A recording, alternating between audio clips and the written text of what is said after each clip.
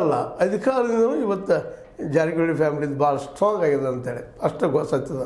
ಮನೆಯಲ್ಲಿ ಒಬ್ಬರು ಉಸ್ತುವಾರಿ, ಇಬ್ಬರು ಶಾಸಕರು, ಇನ್ನೊಬ್ಬರು MLC, ಏನು ಬೇಕಾಗಿದ್ರೆ ಅವ್ರಿಗೆ ಈ ಬೆಳಗಾವಿಯನ್ನು ಕಂಟ್ರೋಲ್ ಮಾಡೋದಕ್ಕೆ ಅಂತೇಳಿ.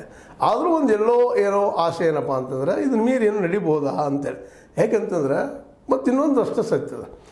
ಅದೇ ಕಾಲಕ್ಕೆ ಇದು ಅವರು ಸ್ವತಃ ಸತೀಶ್ ಅವರು ಒಪ್ಕೊಂಡ ಮಾತೇನಪ್ಪ ಅಂತಂದ್ರೆ ಅಧಿಕಾರ ಶಾಶ್ವತ ಅಲ್ಲ, ಇವತ್ತು ನಮ್ಮದು ನಾಳೆ ಮತ್ತೊಬ್ಬರದು ಅನ್ನೋಂಥ ಮಾತು ನೋಡಿದಾಗ ಇದನ್ನು ವೇಟ್ ಆ್ಯಂಡ್ ಸಿ ಮಾಡ್ತಾ ಇವ್ರ ಅಧಿಕಾರ ಮುಗಿಯೋವರೆಗೆ ಉಳಿದ ಜನ ಇವ್ರು ಸಪೋರ್ಟ್ ಮಾಡ್ತಾರಾ ಅನ್ನೋಂಥ ಇನ್ನೊಂದು ಪ್ರಶ್ನೆ ಅನ್ನೋದು.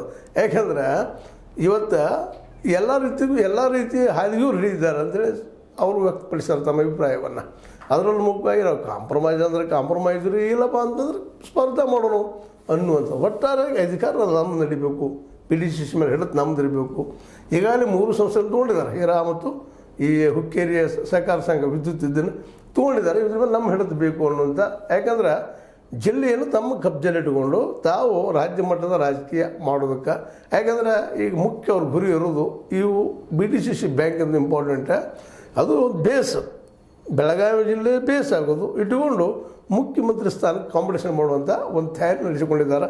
ಆಲ್ರೆಡಿ ನಾವು ಸಿದ್ದರಾಮಯ್ಯ ನಂತರ ಕಾಂಗ್ರೆಸ್ನಲ್ಲಿರುವಂಥ ಒಂದು ಮೆಸೇಜನ್ನು ನಮ್ಮ ಸತೀಶ್ ಅವರು ಕೊಡ್ತಾನೆ ಇದ್ದಾರೆ. ಅದಕ್ಕೆ ಅಂಟಿದ್ದಂಥವ್ರು ಯಾರಪ್ಪ ಅಂದ್ರೆ ಡಿ ಕೆ ಶಿವಕುಮಾರ್ ಅವ್ರಿಗೆ ಗೊತ್ತದೆ. ಡಿ ಕೆ ಶಿವಕುಮಾರ್ ಅವ್ರಿಗೆ ಅವರು ಸಹ ಸಿದ್ದರಾಮಯ್ಯ ನಂತರ ನಂತರ ಉಳಿದವರು ಅನ್ನುವಂಗೆ ಅವರು ವರ್ತನೆ ಮಾಡ್ತಾಯಿದ್ದಾರೆ. ಆ ದೇಶದಲ್ಲಿ ಅವರು ರಾಜಕೀಯ ಪ್ಲಾನ್ಗಳು ಮಾಡ್ತಾಯಿದ್ದಾರೆ. ಒಟ್ಟಿನಲ್ಲೇ ರಾಜ್ಯ ರಾಜಕೀಯಕ್ಕೆ ಒಂದು ಹಿಡಿತ ಸಾಧಿಸ್ಬೇಕಾಗಿತ್ತು ಅಂದ್ರೆ ಬೆಳಗಾವಿ ಜಿಲ್ಲೆ ನಮ್ಮ ಕೈಯಲ್ಲಿ ಇರಬೇಕು, ನಾವು ಹಿಡಿದಂಗೆ ನಡಿಬೇಕು. ಯಾರೋ ಉಳಿದವ್ರು ಇರಲಿ ಕೆಳಗಿನ ಹಂತದ ಅಧಿಕಾರಿಗಳಾಗಿ